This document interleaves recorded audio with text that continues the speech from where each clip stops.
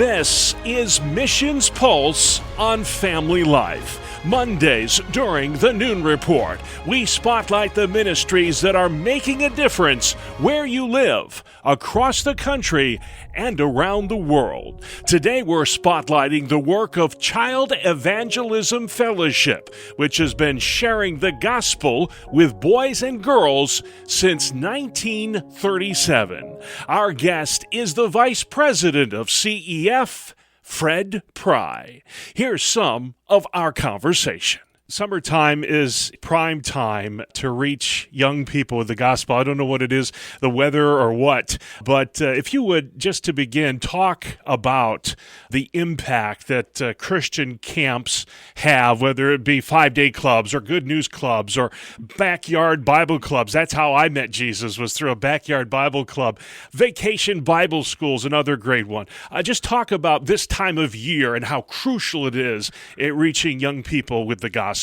Absolutely. It is an exciting time. I'm so thrilled to hear that you came to Christ through a backyard Bible club. Yeah. Yes, it's a wonderful place for children, especially during that school break. And a lot of times they're at home, they don't know what to do. And going to a 5-day club or a vacation Bible school or a camp, it's a wonderful thing. In fact, I have fond memories of going to a Christian camp. And it was a great place to grow in my faith, even though we have a society that communicates through social media in all kinds of ways.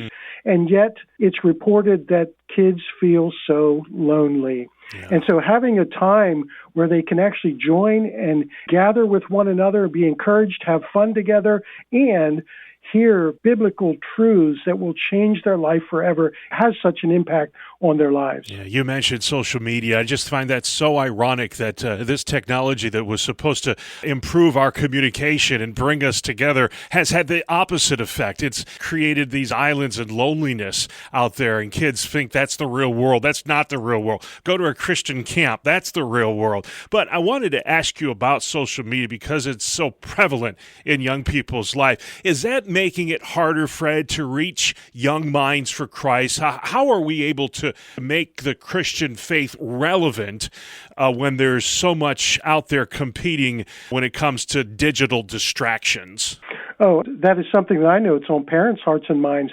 Too much screen time is very detrimental. And what CEF has done is actually, we've said, hey, there's some good alternatives. I believe God gives us all kinds of things in life that allow us to use those things for good, but we have to recognize that Satan can use those things for evil as well. Yeah. So we have to look at technology and say, okay, how does God want us to use this to effectively communicate and reach this next generation for Christ?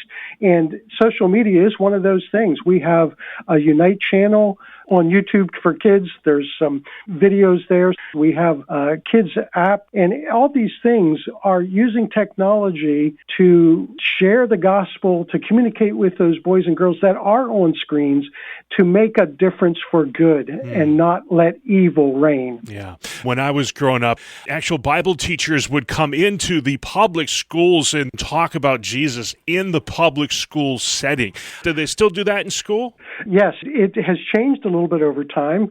Basically, we have two forms of ministry in our schools: after-school good news clubs, but also we do release times in CEF. We continue to do them. Generally, the rule is they must be taken off campus or at least off school grounds.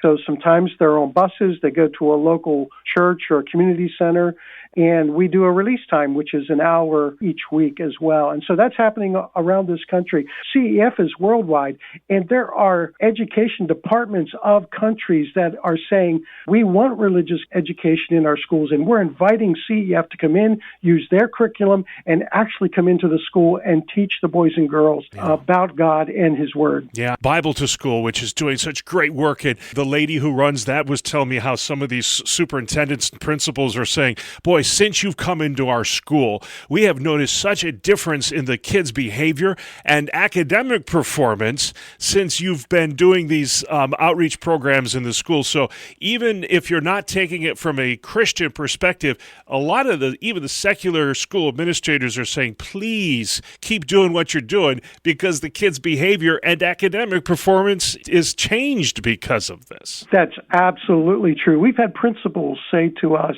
it has made such a difference in their school setting and in the lives of the children as a whole, but in specific children. They've come to us and said, hey, this child was in my office all the time. And now, because they've attended Good News Club, which was a last resort, they said, hey, can we get permission from the parent to send this child to Good News Club?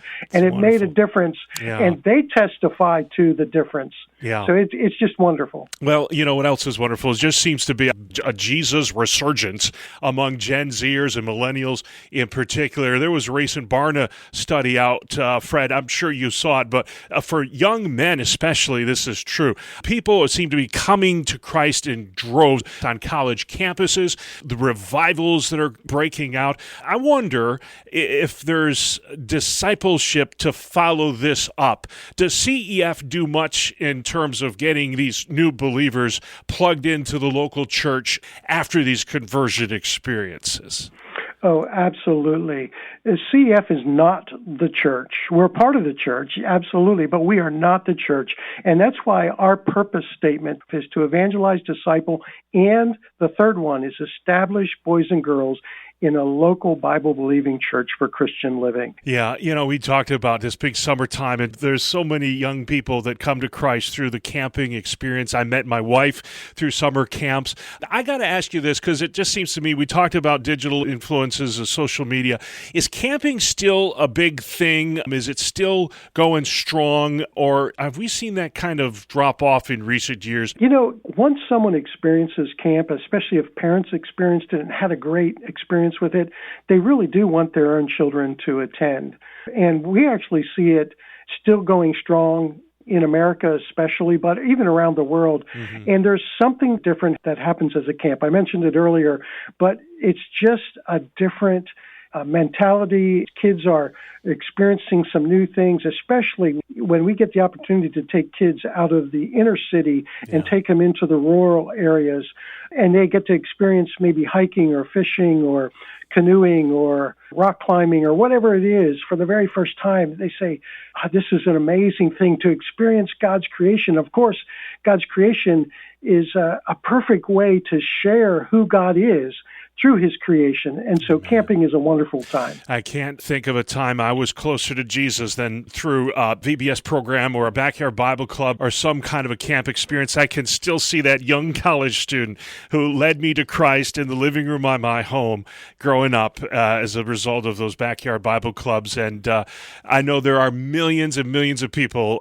Fred, who have similar testimonies. So thank you so much for the work you do at CEF and making faith real and personal to so many young people. God bless you, sir. Thanks again. I appreciate your time. Well, thank you. That is Fred Pry with Child Evangelism Fellowship for this week's edition of Missions Pulse. Mondays during the Noon Report, we spotlight ministries that are making a difference where you live, across the country and around the world.